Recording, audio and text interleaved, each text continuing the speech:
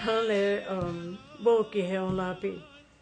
Oyate le nach pe le na on kia na le makho chumki trape le na on ki chimpi.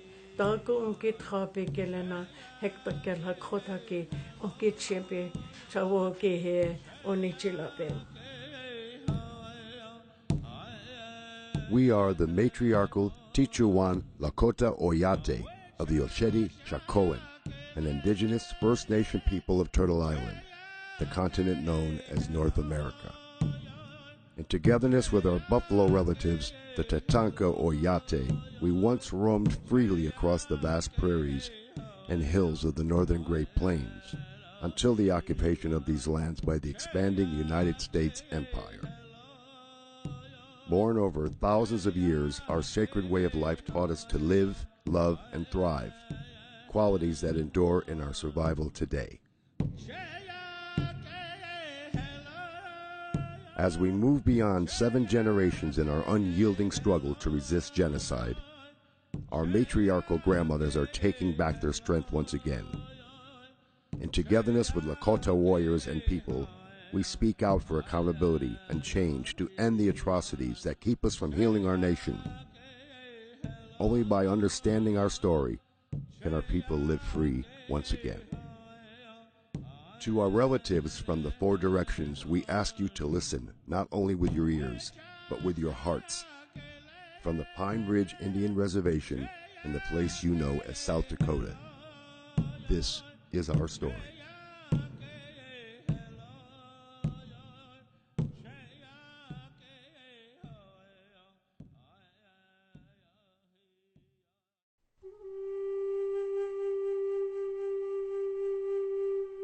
We did not ask you, white men, to come here. We do not want your civilization. We would live as our fathers did, and their fathers before them.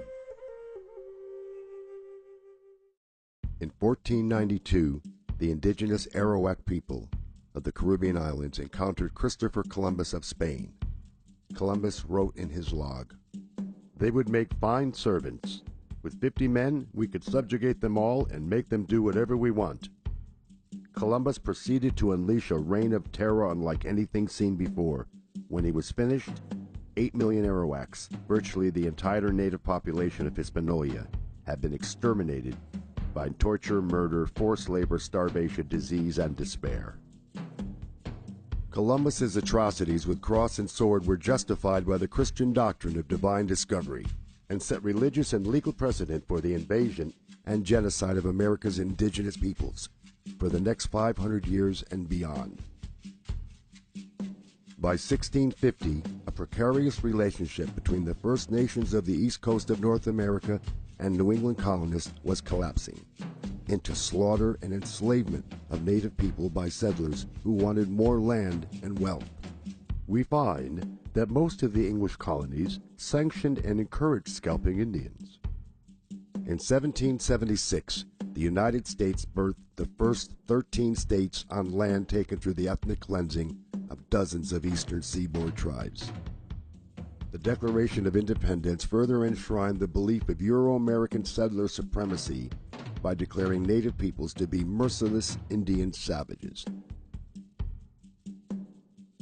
In 1787, the United States adopted its Constitution. Article 6 established treaties as the supreme law of the land. Despite this supreme law, treaties with sovereign native nations became slippery promises easily broken when convenient. In 1823, in the case of Johnson and Graham Leslie v. McIntosh, the Supreme Court of the United States ruled that the First Nation people's right of occupancy was subordinate to the United States' divine right of discovery. The United States has unequivocally agreed that discovery gave an exclusive right to extinguish the Indian title of occupancy. This landmark ruling provided legal cover for governmental policies that would claim white Euro-Christian supremacy as justification for stealing indigenous lands and for the genocide of native peoples.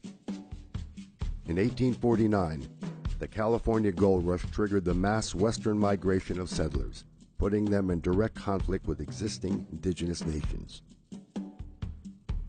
In 1851, anxious to protect white settlers on their way to California and to avoid a full-scale war with the Lakota and our allies, the United States requested the Treaty of Fort Laramie with the Sioux and other northern Great Plains nations.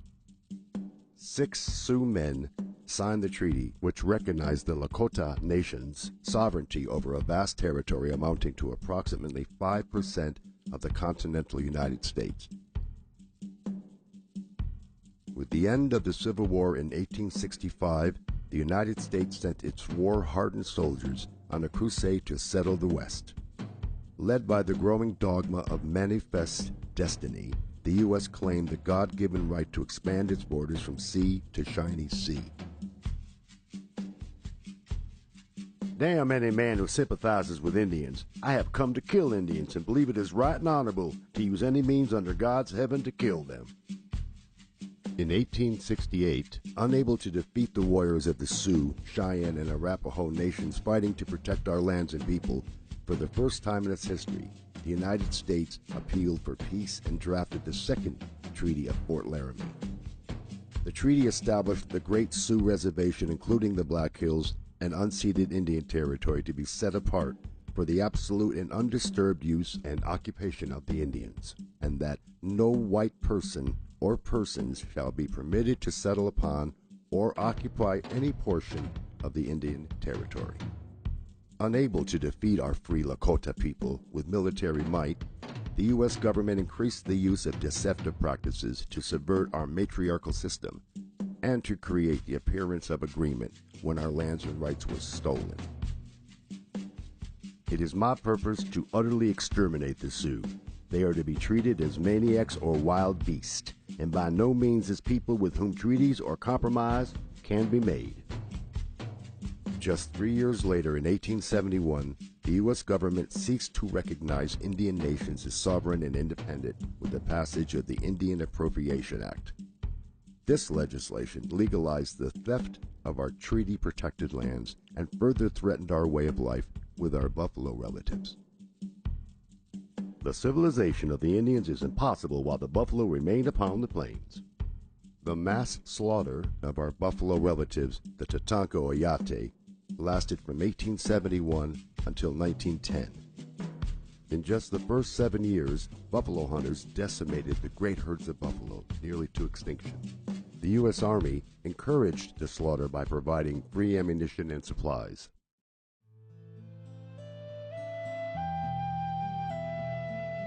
In 1873 alone, buffalo hunters massacred more than 1.5 million buffalo. As planned, our people became increasingly dependent on the U.S. government for even the most basic of human needs, like food, clothing, and shelter. In 1874, after illegally trespassing on Lakota territory, General George Custer publicly announced the discovery of gold in the Pahasapa, the Black Hills. As intended, the announcement unleashed a flood of miners and prospectors into the Great Sioux Reservation in violation of the 1868 treaty. In 1875, the U.S. demanded we sell the entire Black Hills region. We refused. The U.S. declared this an act of war and launched a massive invasion of our lands to annihilate our people. Nothing short of their annihilation will get the Black Hills from them.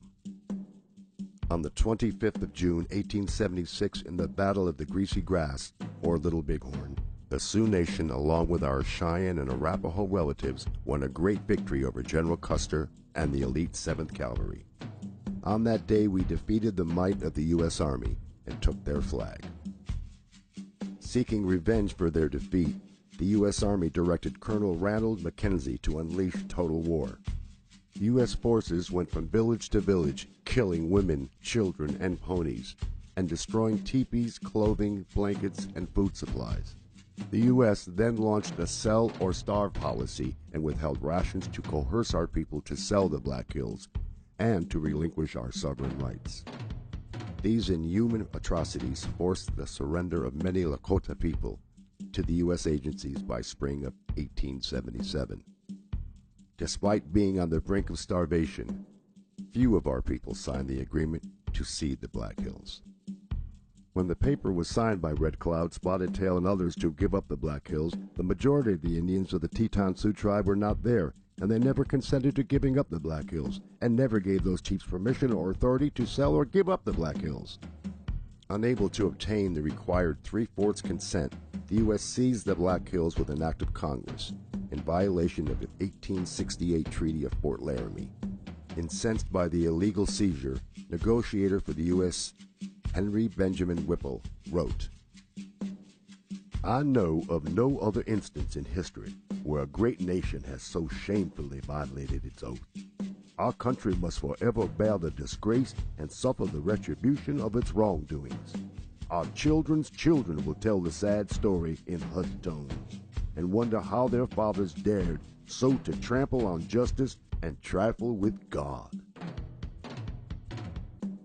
After breaking treaties, seizing native lands, and destroying our system of life, the U.S. government introduced another element of the genocide of Turtle Island's indigenous people: assimilation.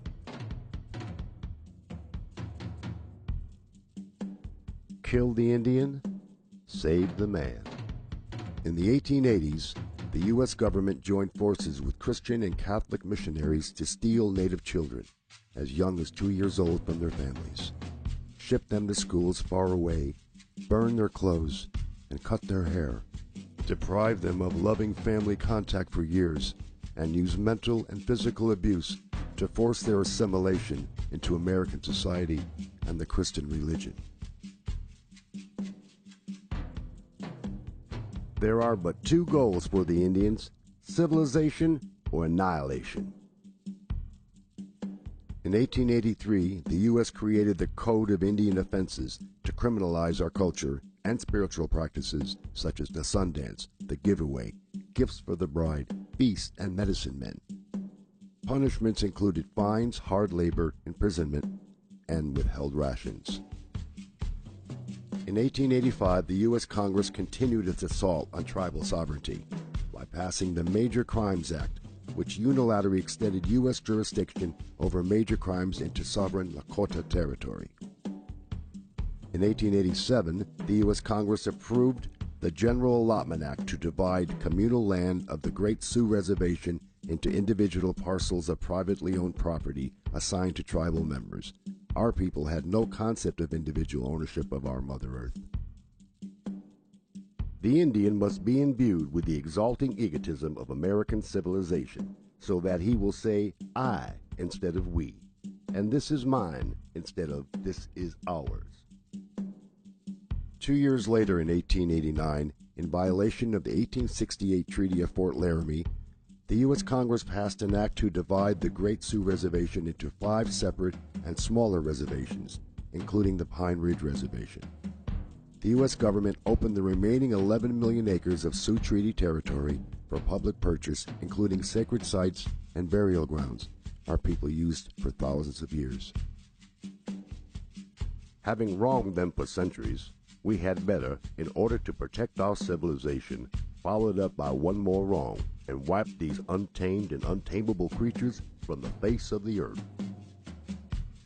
By 1890, our Lakota people, once powerful and free, were entirely dependent on the U.S. government. The U.S. had forcibly removed our people from our homeland, confined them to reservations, cut their rations by half, stolen our children, and decimated the great herds of our buffalo relatives. On the 29th of December, 500 soldiers of the U.S. Army's 7th Cavalry Regiment surrounded Bigfoot's band of about 350 Lakota people at Wounded Knee Creek, and along with 4 rapid-fire Gatling guns, massacred 312 of our men, women, and children.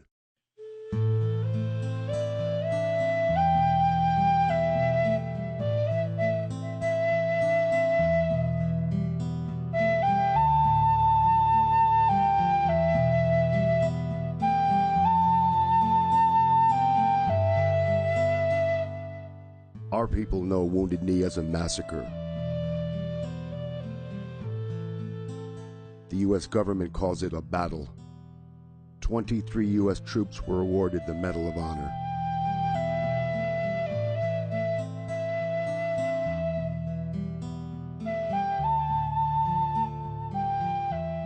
Something else died here in the bloody mud and was buried in the blizzard.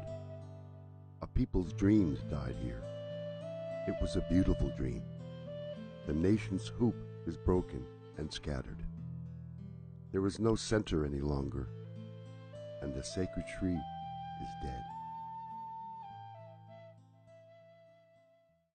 In 1903, the U.S. Supreme Court decision Lone Wolf v. Hitchcock secured U.S. hegemony over indigenous peoples by granting Congress unlimited authority to break Indian treaties unilaterally, to sell treaty-protected land, and to regulate all aspects of Indian affairs without the consent of indigenous nations. In 1934, President Franklin D. Roosevelt and the U.S. Congress passed the Indian Reorganization Act, the IRA. In a misguided attempt to fix the indigenous nations the U.S. deliberately had broken. Despite opposition from traditional elders and in violation of the 1868 treaty, John Collier, Commissioner of Indian Affairs, and Harold Ickes, Secretary of Interior, illegally approved the IRA Oglala Sioux Tribal Council and Constitution for the Pine Ridge Reservation with the support of only 1,348 tribal members out of an estimated 12,000 Oglala Lakota people. Most of our people were ineligible, unable, or unwilling to cast a vote. In the 1960s and 70s, U.S. Indian Health Services, IHS, physicians performed involuntary sterilizations on thousands of Lakota women aged 15 to 44. IHS facilities singled out full-blood Lakota women for sterilization procedures. On the 27th of February, 1973, 300 American Indian Movement activists from more than 75 tribes began occupying Wounded Knee, the site of the massacre 83 years earlier. Traditional elders from Pine Ridge sought to exercise our people's natural right to sovereignty and to take a stand against the corruption of the illegal Oglala Sioux tribe government. Continuing the 150-year war on the Lakota people, federal authorities escalated the occupation of Wounded Knee into armed conflict with a force of U.S. Marshals, FBI agents, National Guard personnel, armored personnel carriers mounted with machine guns, snipers and helicopters, semi and fully automatic assault rifles, grenade launchers, tear gas, jets for aerial photographs, and paramilitary personnel. The occupation ended after 71 days, when a local Lakota man was killed by a federal sniper and both sides agreed to disarm. From 1973 to 1976, in the aftermath of the Wounded Knee takeover, the U.S. government-backed Oglala Sioux Tribe President Dick Wilson and his guardians of our Oglala Nation paramilitary vigilante force, nicknamed Goons, inflicted the reign of terror on Pine Ridge. More than 60 grassroots activists, traditional full-blood Lakota people, and our supporters were assassinated. 300 were harassed and beaten, 562 were arrested, of which only 15 were convicted of crimes. During that time, the murder rate on the Pine Ridge Reservation soared to 170 per 100,000, the highest in the world at that time. In 1980, the U.S. Supreme Court ruled that the 1877 seizure of the Black Hills was illegal, but did not return the land to our people, offering money instead. To this day, we refuse to accept the monetary compensation offered for the theft of sacred Bahasapa. In 2000, at a ceremony acknowledging the 175th anniversary of the Bureau of Indian Affairs, Assistant Secretary of the BIA, Kevin Gover, admitted, "From the very beginning, the Office of Indian Affairs was an instrument by which the United States enforced its ambition against the Indian nations and the Indian people who stood in its path. It must be acknowledged that the deliberate spread of disease, the decimation of the mighty bison herds, the use of the poison alcohol to destroy mind and body, and the cowardly killing of women and children made for tragedy on a scale so ghastly that it cannot be dismissed as merely the inevitable consequence of the clash of competing ways of life. Though he described the multitude of ways the U.S. government has devastated indigenous peoples and nations, he failed to admit the truth. Genocidal warfare continues today.